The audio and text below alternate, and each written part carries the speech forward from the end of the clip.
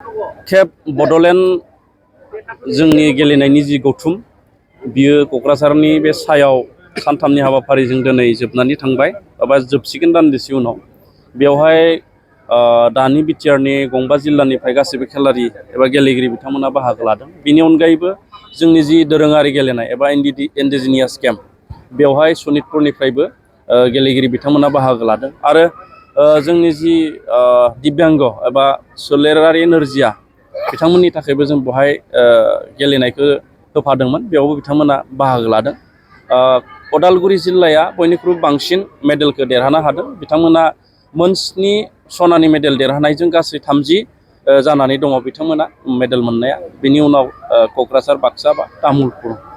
दा बे हिसाबै उदालगुरि जिल्लानि गेलेगिरिफ्रा बांसिनहै मोजां गेलेनायखौ दिन्थिनानै देरहासार जानो हादों। आङो बे समाव जोंनि गासैबो स्पर्ट्स डिपार्टमेन्टनि सेक्रेटारिखौ लाफानानै CST, DSOफोर आरो डाइरेक्टर अफिसनि जायफोर मावख'गिरि लोगोसे जोंनि जायफोर PIफोर बिथांमोनखौ आङो साबायखर जासिगोन। बिथांमोना जोबोद खस्थ' खालामनानै बे सानथामनि खुंजानाय बे बड'लेण्ड स्पर्ट्स मिटखौ मोजाङै खुंनानै होलांबाय आरो जोंनि रादाब बुथुमगिरि बिथांमोनाबो जोंनि बे हाबाफारिखौ मोजाङै फोसावनानै होनायनि थाखाय आङो बिथांमोननोबो साबायखर जासिबाय। लोगोसे साइनि डाइरेक्टर बिथांनोबो आङो साबायखर जासिदों जोंनो बे थावनियाव खेल खुंनायनि जि खाबु बेखौ होनायनि थाखाय आरो क'क्राझारनि गासैबो रायजो राजा बिथांमोना बे गेलेनायखौ नायफैनानै जोंनि गेलेगिरिखौ थुलुंगा होनायनि थाखाय बिथांमोननोबो आङो साबायखर जासिहरो।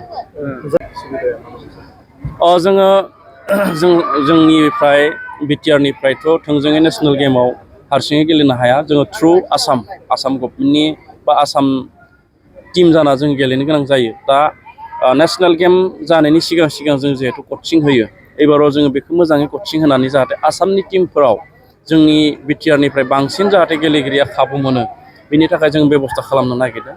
जोंहा काबादि वुमेननि मोजां टिम मोनसे जोङो बेवहाय बिटिआरनिफ्राय दिहुननांगौ दङ। बिनि थाखाय जोङो बे बोसोरावनो काबादिनि मोनसे मोजां आइजोनि हान्जा जों दिहुननो नागिरदों।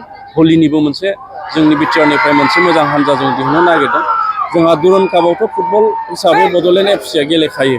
दा बेखायनो फुटबल, काबादि आरो भलिबल बाखि एथलेटिक्सफोरखौथ' जोङो मोजाङै नायनो नागिरखादों। आर्सारियानो होन गुबुन इभेन्टफोरखौ जों मोजाङै नायगोन आरो जोंनि गेलेगिरिफ्रा जाहाथे मोजां रोखोमनि गेलेनानै बान्था मोननो हायो, देरहासार जाबोनो हायो। बिनि थाखायबो जोङो एबाराव जोंहा बड'लेण्ड स्पर्ट्स पलिसि जोङो रनसायबाय। बिनि गेजेरजों नायनो नागिरदों आरो जायफोर दिब्यांग एबा सोलेर नोरजिया गेलेगिरि बिथांमोनखौबो अलिम्पिकसिम गेलेनो हानायनि थाखाय जोङो बिथांमोनखौ फोरोंथाइ होनायनि जोङो बेबस्था खालामनो नागिरदों। जोंनि मानगोनां बिटिआरनि गाहाय मावफुं सोद्रोमा प्रमद बर' बिथाङा खावलायदों आरो जोंजों सावरायदों जे सोलेरारि नोरजिया जायफोर गेलेगिरि दङ बिथांमोना जाहाथे अलिम्पिकआव गेलेनो हायो बा अलिम्पिकसिम गेलेनानै मेडेल देरहाबोनो हायो। बिनि थाखाय बिथांमोनखौ खाबु होनो थाखाय जोंनि स्पर्ट्स डिपार्टमेन्टखौ खावलायदों आरो बे हिसाबै जोङो बिथांमोनखौ खाबु होनो थाखाय जोङो डिपार्टमेन्टलि सावरायनानै बेबस्था जों लानो नागिरदों।